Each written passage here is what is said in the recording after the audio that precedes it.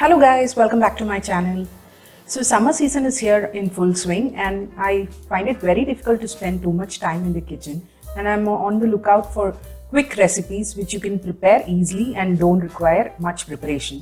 So today's recipe is a quick chicken curry that you can make in that way.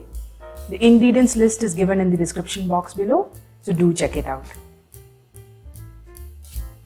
So to begin with, you have to prepare onion paste, some ginger garlic paste and some tomato puree, and then we can just jump right in. So heat some oil, add the onion paste to this. We'll cook the onion paste for some time along with the ginger garlic paste as well. Now let's cook it until the onions changes color to golden brown. Once the onion changes color, we'll add in the tomato puree. Mix it well and we'll cook it until it dries up a little.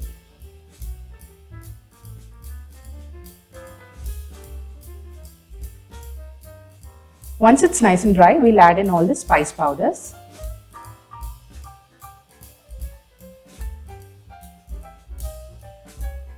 Mix well and we'll let the spices cook for some time.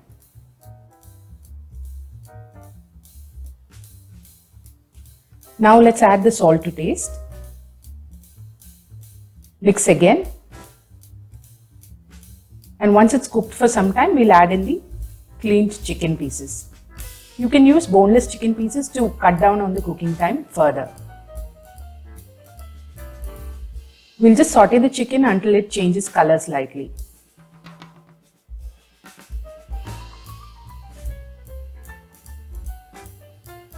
So I've sauteed the chicken for some time. Now let's add some water to this. I'm adding half a cup of water to this. We'll give it a nice mix. Check if the salt is okay. And then we'll cover and cook this until the chicken is nice and tender on medium flame.